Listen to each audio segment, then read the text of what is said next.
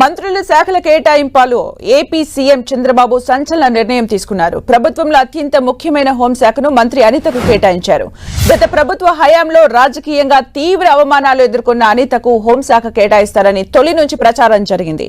Social మీడియాలో అనితను troll చేయడం, ఆమె వ్యక్తిత్వాన్ని కించపరిచే విధంగా వ్యవహరిస్తున్నారని పోలీసులకు ఫిర్యాదు చేసినా కేసులు దాఖలు చేయలేదనే విమర్శలు ఉన్నాయి. ఈ వ్యవహారాన్ని సీరియస్ గా తీసుకున్న అనిత ప్రతిపక్షంలో ఉండగానే పోలీసుల తీరును నిరసిస్తూ అనేక పోరాటాలు చేశారు. అప్పుడు నిర్బంధించిన వారితోనే సెల్యూట్ కొట్టించుకునేలా అనితకు హోంశాఖను కేటాయించారు సీఎం చంద్రబాబు.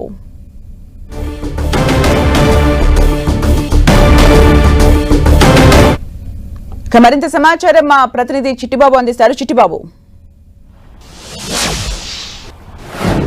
సుమిత్ర, పైకిరేపేట నియోజకవర్గ ఎమ్మెల్యే వంగల్పూడి అనితకు చాలా రాష్ట్రంలోనే కీలకమైనటువంటి హోంశాఖ మంత్రిగా అధినేత చంద్రబాబు కొద్దిసేపటి క్రితమే ప్రకటించడం జరిగింది. వంగల్పూడి అనిత 2013లో రాజకీయ అరంగేటం చేసింది. 2013 క్రితం ఒక పైకిరేపేట మండలంలోనే రాజువాడ అనేటువంటి ఒక గ్రామంలో ఉపాధ్యాయురాలుగా విధులు నిర్వహిస్తూ ఉండేది. ఆ క్రమంలోనే 2013లో రాజకీయ అరంగేటం చేసిన తర్వాత 2014 ఎన్నికల్లో వైసీపీ నుంచి చెంగల వెంకట్రావు బరిలో ఉన్నారు. 2014లో టీడీపీ నుంచి వంగల్పూడి అనిత పోటీ చేశారు. భారీ మెజార్టీతో పైకిరేపేటలో మొదటిసారిగా వంగల్పూడి అనిత విజయం సాధించారు. ఇంకా 5 సంవత్సరాల్లో కూడా పైకిరేపేట నియోజకవర్గాన్ని అభివృద్ధి పదంలో పరుగులు పట్టించారని చెప్పవచ్చు. ఆ తర్వాత కాలంలో నియోజకవర్గంలో కొంతమంది నాయకుల అసంతృప్త గళాన్ని విలిపించారు. నేరుగా సీఎం చంద్రబాబు ఇంటి వద్దనే అనిత వద్దు టీడీపీ ముద్దంటూ ఒక నిరసన ఉద్యమాన్ని కూడా చేపట్టారు. ఆ తర్వాత అధినేత నిర్ణయం మేరకు కొవ్వూరు నియోజకవర్గంలో 2019లో తానేటి వనిత కూడా వైసీపీ నుంచి పోటీ చేశారు. ఇక 2019లో కొవ్వూరు నియోజకవర్గం నుంచి పోటీ చేసి ఓటమిని చవిచూశారు. ఇక 2019 ఎన్నికల తర్వాత మరికొన్ని సంవత్సరాల్లోనే 2020-21 క్రమంలోనే మళ్ళా పైకిరేపేట నియోజకవర్గానికి ఇన్ఛార్జిగా వంగల్పూడి అనిత బాధ్యతలు చేపట్టారు. ప్రతి గ్రామంలో కూడా అనితమ్మ పల్లెబాట అనేటువంటి కార్యక్రమం నిర్వహించి ప్రతి గ్రామంలో కూడా నేరుగా వెళ్ళి ఆ గ్రామాల్లో ఉన్నటువంటి సమస్యలను అడిగి తెలుసుకున్నారు. ప్రతి గ్రామ సమస్యలను అడిగి తెలుసుకోవడం కాకుండా నేతలకు ముఖ్యంగా చేదోడు వాదుడుగా ఉంటూ వారి యొక్క సమస్యలపైన పూర్తి స్థాయిలో పోరాటం చేయడం జరిగింది. ఈ క్రమంలోనే పార్టీ అధిష్టానం కూడా గుర్తించి పొలిట్ బ్యూరో సభ్యురాలతో పాటుగా రాష్ట్ర తెలుగు మహిళా అధ్యక్షులుగా కూడా వంగల్పూడి అనితను అయితే కనుక నియమించారు. ఆ తర్వాత రాష్ట్ర వ్యాప్తంగా కూడా విస్తృతంగా పర్యటన చేస్తూ ముఖ్యంగా మహిళల యొక్క సమస్యలపైన పూర్తి స్థాయిలో పనిచేయడం జరిగింది. ఒకవైపు నుంచి హత్యలతో పాటుగా మానభంగాలతో పాటుగా పూర్తి స్థాయిలో ఎవరైతే మహిళలు తమ హక్కులకు ఇబ్బంది కలుగుతున్నటువంటి నేపథ్యంలోనే రాష్ట్ర వ్యాప్తంగా కూడా వంగల్పూడి అనిత పూర్తి స్థాయిలో పర్యటన చేసింది. అనేక ఉద్యమాలు చేసింది. ఇక దిశ యాప్తో పాటు కొన్ని మహిళలకు ఇబ్బంది కలిగించినటువంటి చట్టాలపై కూడా పూర్తి స్థాయిలో తమ గళాన్ని అయితే కనుక వినిపించింది. ఈ క్రమంలోనే రాష్ట్ర స్థాయి నాయకురాలుగా ఒక రకమైనటువంటి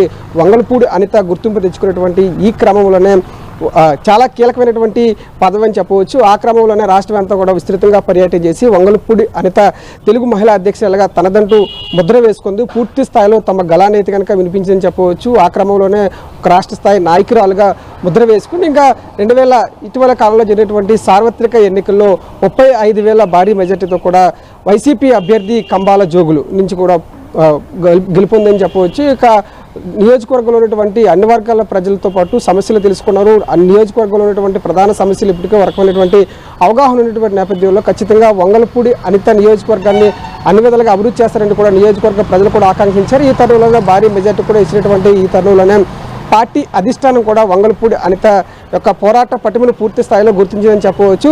చాలా కీలకమైనటువంటి అంటే ఉమ్మడి విశాఖపట్నం జిల్లాలో చాలా కీలకమైనటువంటి సీనియర్ నేతలు ఉన్నప్పుడు కూడా ఒకవైపు నుంచి మాజీ మంత్రులు అయ్యన్న పాత్రులతో పాటు గంటా శ్రీనివాసరావు, ఇక జనసేన పార్టీ నుంచి కొనతాల రామకృష్ణ, ఈ ముగ్గురు నేతలు ఉన్నప్పుడు కూడా ముగ్గురితో పాటుగా ముగ్గురిని కలగలుపుకునే వారితో పాటు సన్నిహిత సంబంధాలు కొనసాగిస్తూనే వారితో పాటు వారి యొక్క సూచనలు సలహాలు తీసుకుంటూనే వంగల్పూడి అనిత ప్రస్తుతం అయితే కనుక మంత్రివర్గంలో చాలా కీలకమైనటువంటి శాఖ అయితే కనుక దక్కించుకొని చెప్పవచ్చు. హోంశాఖగా బాధ్యతలు అనేవి రావడంతో పైకిరేపేట నియోజకవర్గంలో ప్రతి గ్రామంలో కూడా టీడీపీ శ్రేణులు పూర్తి స్థాయిలో సంబరాలు అంబరాన్ని అంటున్నాయని చెప్పవచ్చు. ఇక పైకిరేపేట నియోజకవర్గం అనేది అభివృద్ధి చెందుతున్నట్టు కూడా టీడీపీ శ్రేణులు చెప్తున్నటువంటి పరిస్థితి. మరొక వైపు 1962 నుంచి అంటే పైకిరేపేట నియోజకవర్గం ఆవిర్భావం నుంచి నేటి వరకు కూడా దాదాపుగా 14 మంది ఎమ్మెల్యేలు చేసినప్పటికీ ఇప్పటి వరకు ఈ పైకిరేపేట నియోజకవర్గానికి ఒకసారి కూడా మంత్రి పదవిని మాత్రం తీసుకురాలేదు. మొట్టమొదటిసారిగా వంగల్పూడి అనిత ఇప్పుడు ఎమ్మెల్యేగా గెలిచిన తర్వాత మంత్రి పదవిని పైకిరేపేట నియోజకవర్గం తీసుకురావడంతో పైకిరేపేట నియోజకవర్గంలో ఉన్నటువంటి పార్టీలకు అతీతంగా అన్ని పార్టీలు నేతలు కూడా పూర్తి స్థాయిలో హర్షం వ్యక్తం చేస్తున్నారు. ఖచ్చితంగా పైకిరేపేట నియోజకవర్గం దశాబ్దాల కాలంగా కొన్ని ప్రధానమైనటువంటి సమస్యలు ఉన్నాయి. ఇక వర్షాలు కురుస్తున్నటువంటి క్రమంలో రైతులు చాలా ఇబ్బంది పడుతున్నటువంటి పరిస్థితి ఉంది. ఇక మత్స్యకారులు గ్రామాల్లో 18 గ్రామాలు ఉన్నాయి. మత్స్యకారుల సమస్యలు కూడా చాలా అధికంగా ఉన్నాయి. ఇక యాదవుల సమస్యలు చాలా అధికంగా ఉన్నాయి. ముఖ్యంగా చూసుకున్నట్లయితే దళితులు ఓటు బ్యాంక్ కూడా చాలా అధికంగానే ఉంటుంది. ఎస్సీ నియోజకవర్గం కావడంతో అక్కడ దళితుల సమస్యలు కూడా ఉన్నాయి. దాదాపుగా అన్ని సామాజిక వర్గాల యొక్క ప్రధాన సమస్యలు అనేవి వంగల్పూడి అనితకు గత 10 సంవత్సరాల నుంచి నియోజకవర్గంలో ఉంటున్నటువంటి క్రమంలో ఆ సమస్యలన్నీ తెలిసి కావడం హోంశాఖ రావడంతో ఖచ్చితంగా పాయకిరేపట్ట నియోజకవర్గం అనేది అభివృద్ధి పదంలో నడుస్తుందంటూ కూడా పాయకిరేపట్ట టీడీపీ శ్రేణులు ఆనందం వ్యక్తం చేస్తున్న పరిస్థితి చాలా స్పష్టంగానే కనపడుతుంది.